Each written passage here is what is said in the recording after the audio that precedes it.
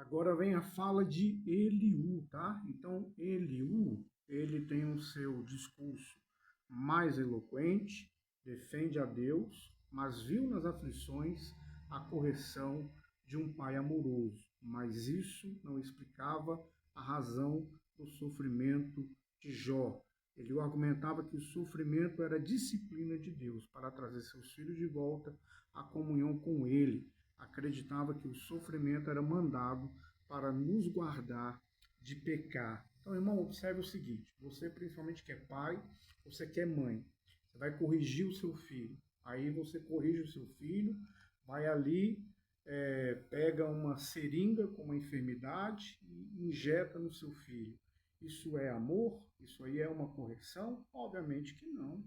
Agora, a permissão de Deus, ela inicia-se porque nós estamos na terra e nós temos livre arbítrio e nós andamos nas nossas decisões. E nas decisões de Jó, ele decidiu servir ao Senhor Deus.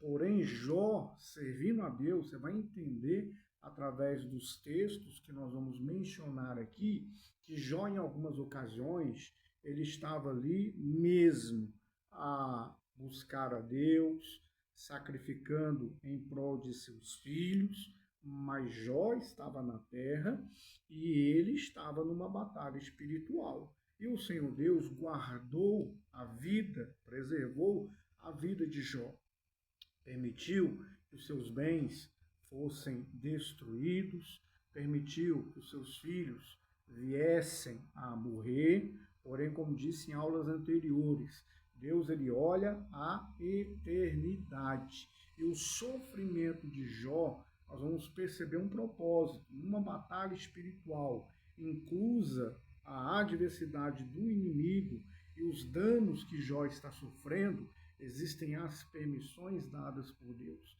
E as permissões dadas por Deus, elas são ali segundo a sua graça e segundo a sua misericórdia.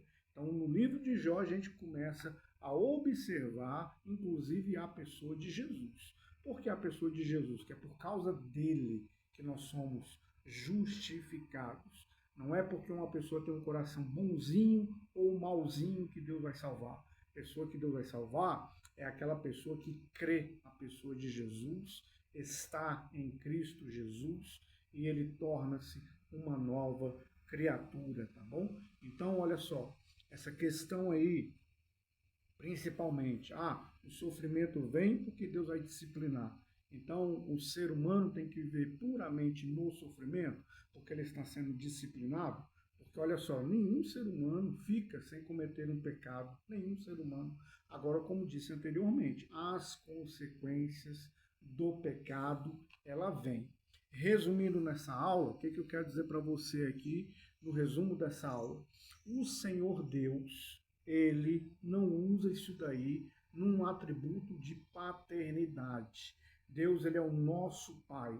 Então, por ele ser o nosso Pai, ele vai nos castigar? Não. A Bíblia diz que ele deu o seu Filho por nós. E nós somos justificados por causa do seu Filho, Jesus, tá bom? Então, essa afirmação aqui de Eliú mesmo, com muita eloquência, mesmo tendo um pedacinho ali de uma disciplina corretiva, mas essa disciplina corretiva não é aquela, vamos dizer assim, olha, eu tenho um filho ali, ele está andando nos meus caminhos, não vou aperfeiçoar mais ele, então eu vou destruir tudo que ele tem. Né?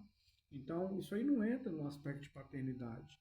Agora, entra no aspecto daquilo que nós estamos em um mundo que é perecível, em uma vida que ela é corruptível e numa vida onde nós teremos adversidades, não por causa da vontade plena de Deus, não é isto. Então, entenda que é uma tese errada, é uma tese completamente errada e vai alimentar um dos extremos. Quais são os extremos? O extremo é aquele que vai defender a teologia da pobreza. Então, ele não tem nada porque ele está sendo disciplinado. Ele tem que ter a vida todinha ali doente. E a outra é a teologia da prosperidade. Só é crente quem é milionário. Então, cuidado com os extremismos e cuidado com as teses que não estão centradas no Senhor Deus. Amém?